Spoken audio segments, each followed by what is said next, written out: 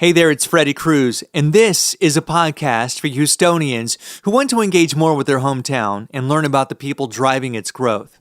These are the stories of the businesses, organizations, and individuals that make the greater Houston area great. One such individual is Gery Dempsey, who I met at the Small Business Expo last month. He works in the graphic design space with a company called Squid Pixels and has his own brand of hot sauce. And that is when I knew I had to get him on the show. Gery and I begin the episode with small business mindset and what it's like to work remotely when the pandemic is over, but most of us are back in the office. And of course, we talk about the inspiration behind Bear Sauce, his brand of habanero pineapple sauce. This episode is brought to you by Speak Podcasting. That's my podcast agency, helping businesses and nonprofits share their stories with the world through the art of podcasting and podcast guesting. If you've got something to say, but need some help getting it out into the world, whether you want to host or be a guest on somebody else's show, let's talk. Go to speakpodcasting.com.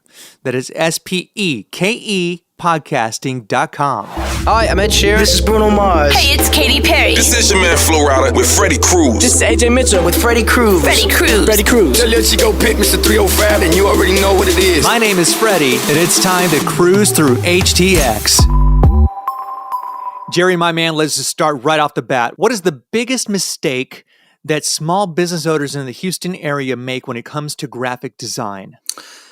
I think it goes a little bit deeper than graphic design, Freddie. I think it goes down to believing in yourself. Because what happens is a lot of small business owners, they get the speed bumps, right? So you start putting a lot of money into it and you maybe don't get the return that you want to begin with when the business begins. And every single week you hit a new speed bump. The delivery is late. The farmer's market or wherever you're selling your product doesn't get to you on time, or the invoice doesn't get paid and you have to reach out multiple times. There's so many different obstacles that you have to go through.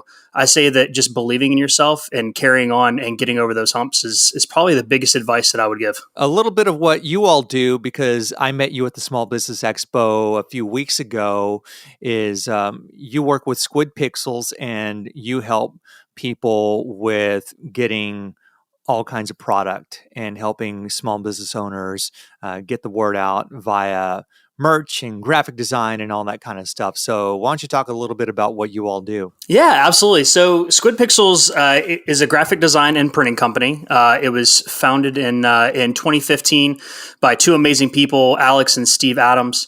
And they decided that they wanted to take on this graphic design journey. And about 3 years of graphic design they did. And then they started seeing that, hey, all this graphic design that we're doing, it's going straight out the door and going to another print shop.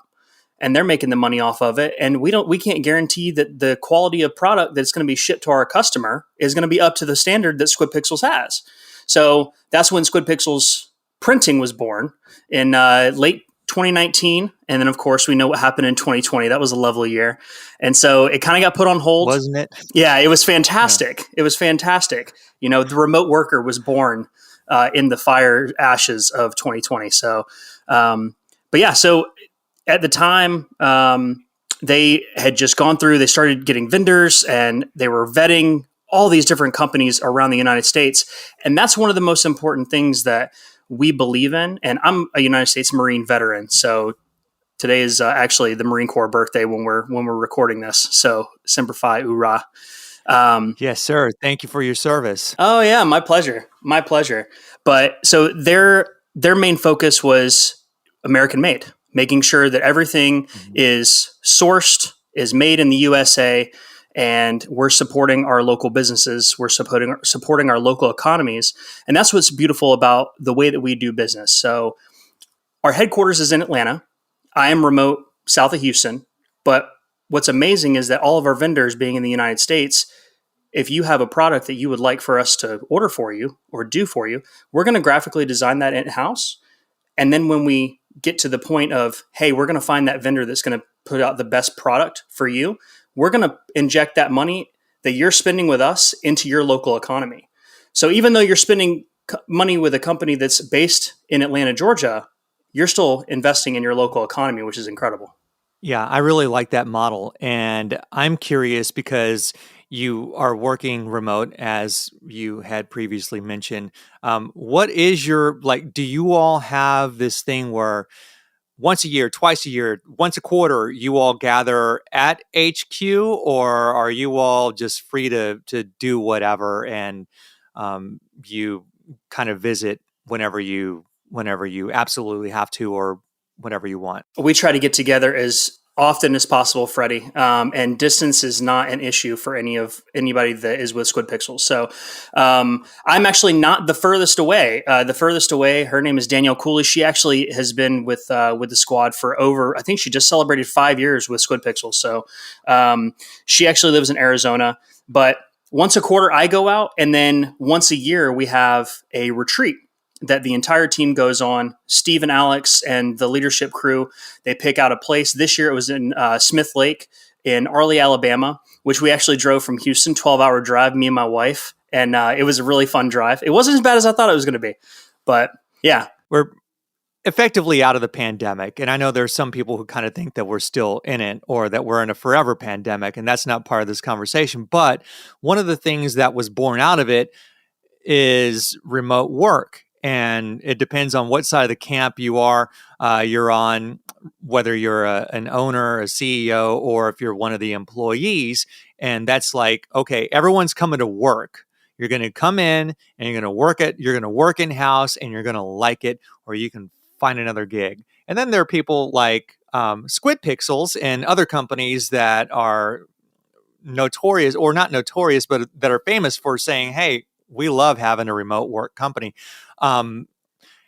What do you make of this? Like, do you ever see yourself in the future saying, wow, I really miss being around my colleagues? Maybe I should pack up and move to Georgia. So it's funny that you say that, because we're actually originally from Atlanta. So we actually moved out here. My wife is within the UTMB hospital system. She's a surgical resident. So we moved out here 2 years ago in 2021. So we're originally from Georgia. So when I looked at remote work prior to the pandemic, I would say that I was the social butterfly within any company that I was working for. I was kind of, I don't want to call myself the class clown, because I always worked very serious, but I was definitely able to inject a little bit of humor and a little bit of liveliness into everybody's day, which helped me do even better at my job. But I would say that since the pandemic, working remotely 95% of the time, I have not actually wanted to be in the room with a lot of my coworkers every single day until I started at Squid Pixels.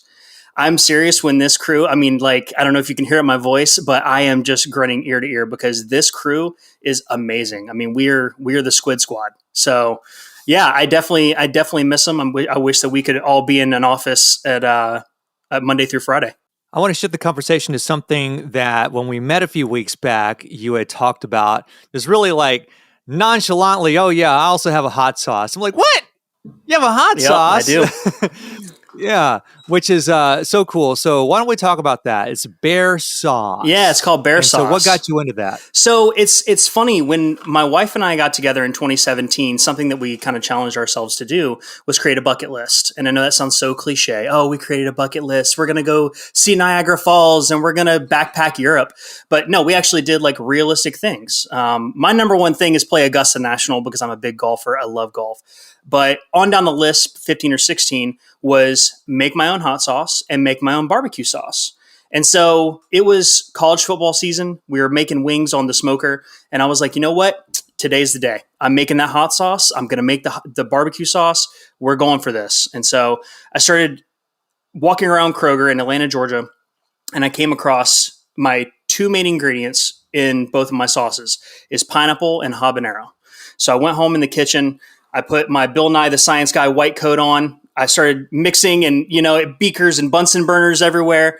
And it was just a mess. And so we came up with a pineapple habanero hot sauce and a pineapple habanero barbecue sauce.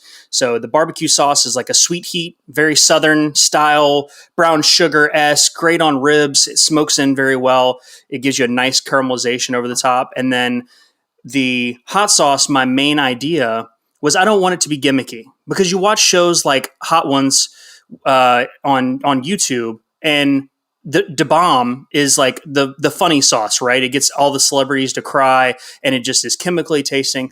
I didn't want that. I wanted something that you could eat with your entire family, no matter what their age was. Obviously, they had to have a little bit of a spice tolerance, but that it wasn't going to be that like, here, try this, ha ha ha ha type situation as a prank. So I made it, and the med students that we hung out with at the time were huge fans. And of course, like as every inner circle told everybody in the early 2000s, you should try out for American Idol. Well, they told me that I should make hot sauce. I should actually brand this. And so at the time, just didn't have the time. And when we moved out here to Texas, I brought that dream to life. How many habanero peppers do you eat in a day when you're making this stuff in your mad scientist lab? And why is your colon not completely destroyed? So believe it or not, I am the most careful person when it comes to making this. I glove up because the first time that I made the sauce, I didn't have the plastic gloves, which I'm married to a doctor, so I should have had gloves readily available. But I wear contacts. And the very first night I went for the left eye, I took the contact out and I cried. It was awful. And so from that point forward, I said, babe, I need for you to bring me home as many plastic gloves from the hospital as physically possible. And I'm going to start using gloves in every situation. But I would say through the taste tests of every batch to make sure that it meets my standards, that it's not too sweet, it's not too spicy, I would say that I probably eat about, I don't know, maybe like a small coffee cup full just to make sure. And I'll actually try it on different mediums, right? So I'll do like a plain cracker. I'll do a pita chip, which is actually my favorite because that sweet saltiness comes in.